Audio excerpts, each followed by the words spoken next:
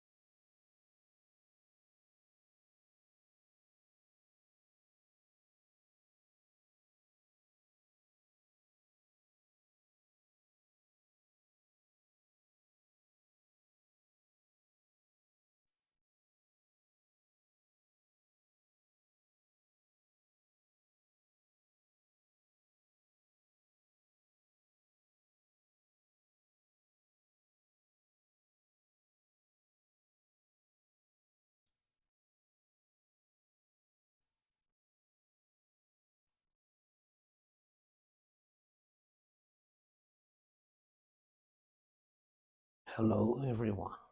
Hello, Jonathan. I am pleased to be seeing you all today. Thank you for joining us. You are very welcome. Today, I'd like to ask you, if possible, about some questions about how you connect with Elaine and how connections are made with mediums in general. Yes. Uh, so, if I start on the first question, how is the connection made with Elaine and you, and how would you describe the connection between both of you, if you could? The connection between both of us is very one of profoundness, one might say. The connection is of infiniteness because it is eternal love. So a twin soul connection, that is what it is, or a twin flame, whatever you want to name it as, are the two souls that are the total reflection of one another, as one might say. So the mirror of one another, so to speak, two souls deeply connecting. And that is going to last for eternity, of course. But when it comes to working with Elaine, she has what you call an aura, and every person in this world has an energy that is within them and that surrounds them. And so therefore, when you are going to be meditating or you're going to be taking part in anything that is of a spiritual matter where you are loaning your energy, then that energy is going to widen itself from the energy centers and create an aura around you, which is sometimes of a singularity of color and sometimes of many colors. Sometimes it may be a silvery color of light. But that aura begins to widen because when you look at the energy centers, they are going through the center of you. They are of invisibility, but they exist. They are above your head and below your feet. And so therefore, the guide or the helpers that are going to work with you will use either all of those energy centers, which is very powerful, and that is used mostly with physical mediumship. But when it comes to trance mediumship, I will use the 3 energy centers. I will use the solar plexus, I will use the heart energy center, and I will use, in fact, 4, because I will use the throat energy center, which is the most prevalent. So I will step into the aura of that. And I shall also use the energy center of what you call there on the earth the third eye, the pineal gland.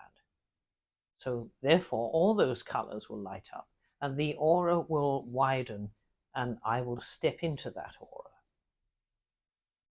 And when I step into that aura, I am an energy, a being of light, and Elaine is an energy. She is a soul within, and so therefore she is using this energy, the higher self energy, which is that of the pineal gland. So therefore, I will step into that energy and the 2 will merge together. And so therefore become that oneness, where I am able to speak through a small amount of ectoplasmic energy, which is used in the throat energy center. This is not as much as what a physical medium would need to exude, but a small amount that is exuded in this energy center of the throat, the voice box rather than the throat. And that is used for me to speak through, sort of like a little portal of energy that I will speak through. And everything that I say out loud to you is only a thought from me because I am consciousness without the physicality. So a consciousness can impress the thought to the medium and it will come out as a physical voice. So everything I'm saying to you is thought, you see. And that is mainly what it is about, because it's all involving energy. And the solar plexus with the physical medium is very much used because the energy is being exuded from the solar plexus in the form of what one might call rods, you see, ectoplasmic rods, which we use to move things about. And of course, again, our empowerment of the consciousness is impressed onto the medium. So therefore, most physical mediums will go into a deep state of relaxation. There are the ones, the very few, the rare ones, that will perhaps be consciously awake while this is taking place. For instance, you've got Sir Leslie Flint, that was the direct voice medium. They would put the energy over his shoulder. So what they would do is create an ectoplasmic voice box or a portal at the side of his neck there, and we would be able to bring the voice into direct voice into the room without him using his voice box, you see. So when you're going into the greater depths of that, then it is a wonderful ability, which is very, very rare, where we can use direct voice. Now, direct voice can be coming from all corners of the room, you see, and the energy from the medium and the sitters would be able to be used and utilized to bring that direct voice forward. So one might say that all of these portals in the room that we can speak through with the medium using energy, exuding it, and the spirit using it rather. Yes, That is one of the explanations of when you go into the greater depths of more physical mediumship. So, with the trance mediumship, on a rare occasion, the medium may go into in a deeper state of trance with a similarity to the physical medium. So everyone varies, you see. But when it comes to clairvoyance, it is energy, but there is a lesser amount of it, but there is the impression of thought into the medium's thought, and then they will somehow work that thought out and be able to bring the information forward to the congregation or the group or the singularity of persons sitting there. So there you go. That is a few of the explanations of how this mediumship works. There is the greatest scientific measure, but I'm not a scientist, of course. But I will explain it to you in the best way that I'm able. Um, so you're saying about the energy. Would you completely use the medium's energy, or would you also bring your own energy and mix them together? That's right, it is united energy. So the two energies are working together. I'm working here to impress thought into physical voice. So because I am the consciousness, I I am saying what I need to say as a thought, as a consciousness, because I do not have a physical voice box. But there again, when you look at these machines, your EVP machines and all of that, we can literally, if enough energy is gathered, we can literally impress our consciousness onto that machine and bring it out as a physical voice. So everything again with that machine is an energy. We have to learn how to impress our thoughts, which takes quite a lot of practice. So some mediums may say, well, nothing is happening yet. Well, it does take time for it to manifest.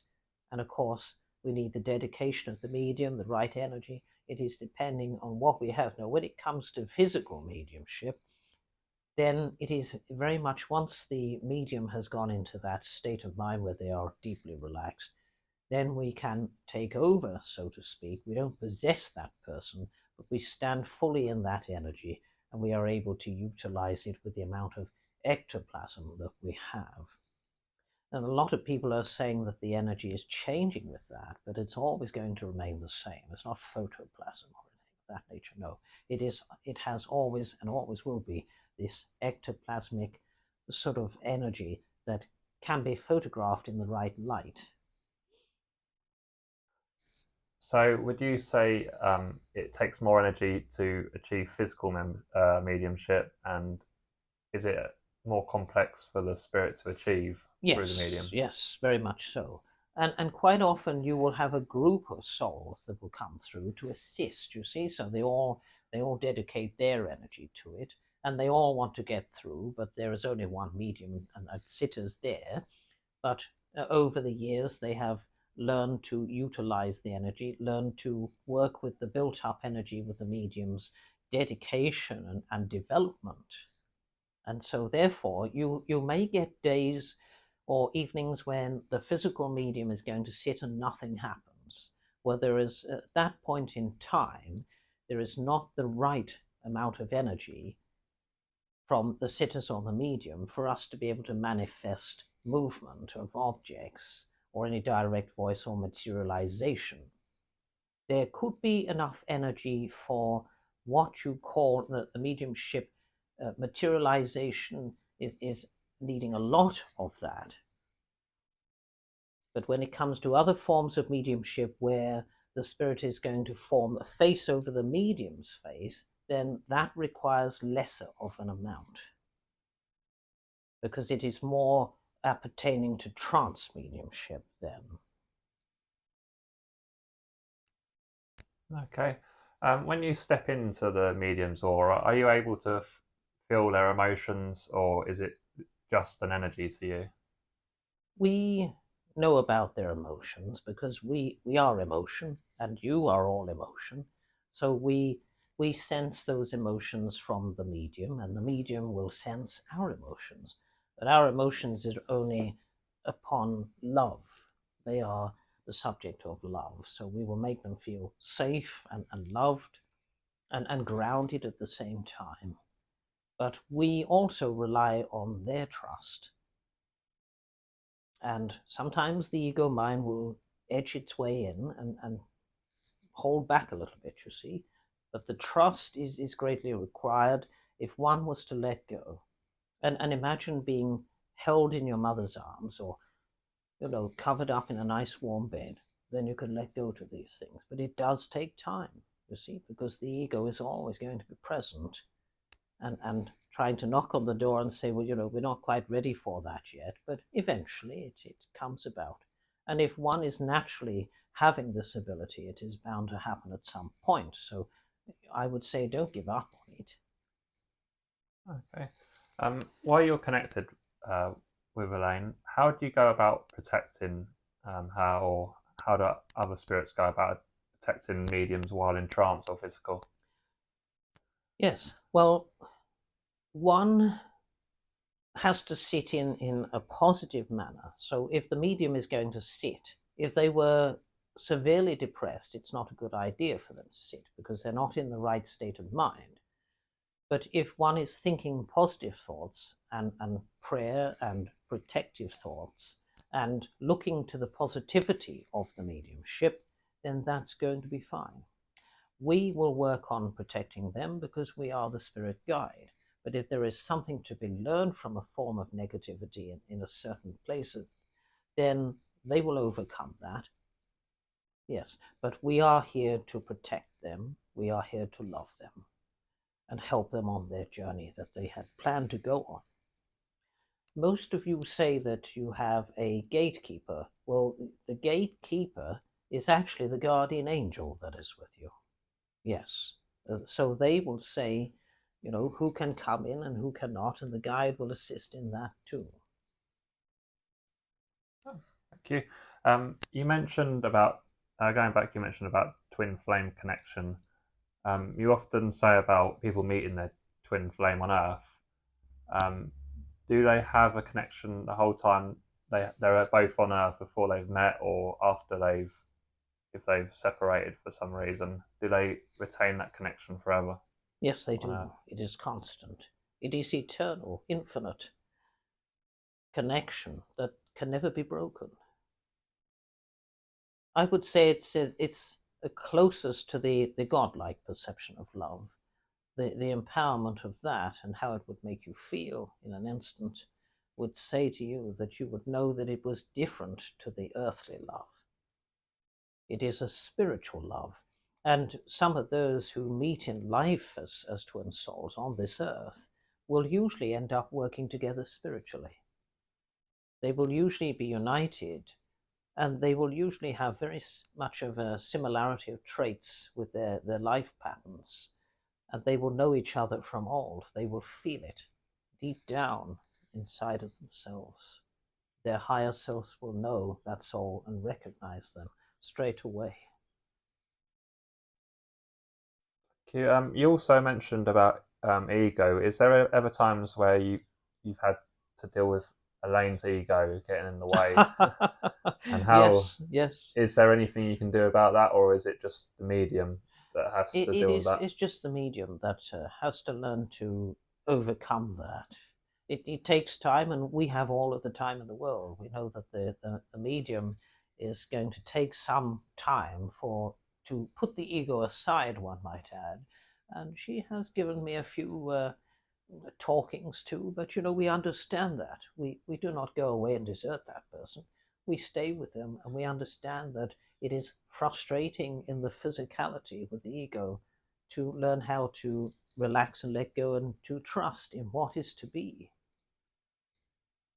Okay, when people or us are speaking to you, how much of it is you? Is it 100% you we're speaking to, or is there times when it's more than others?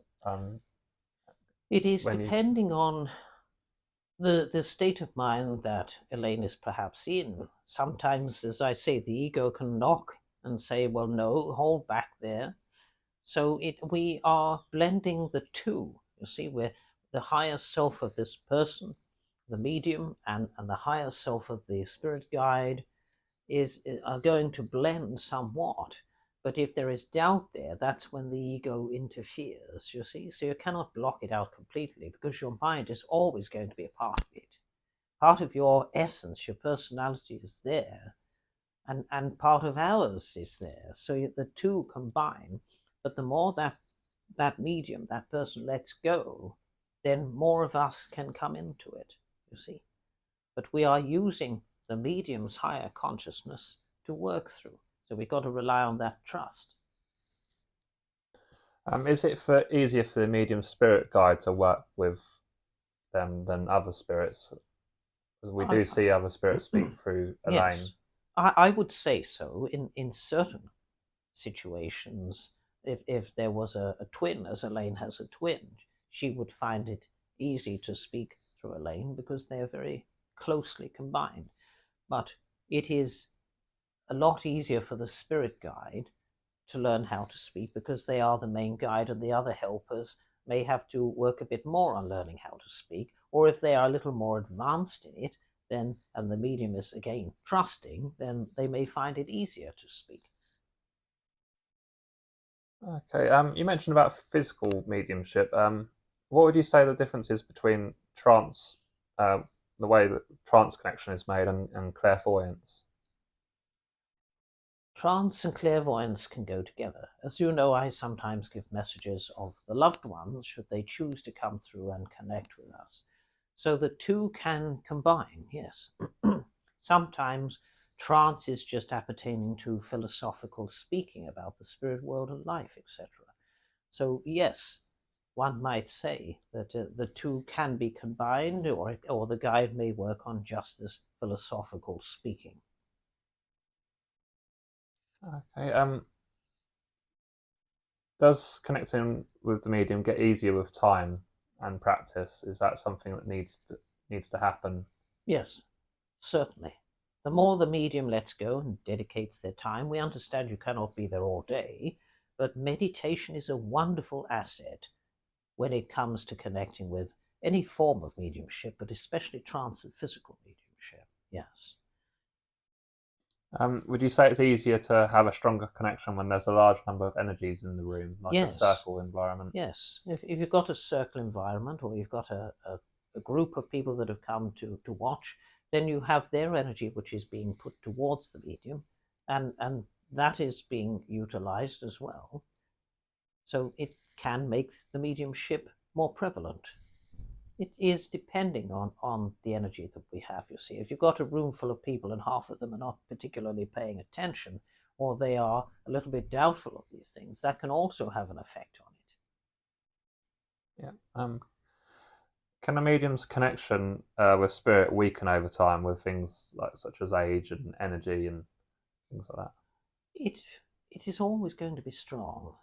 But of course, you may spend lesser time doing it as you get older, because you get tired quicker, one might say, as you start to really age.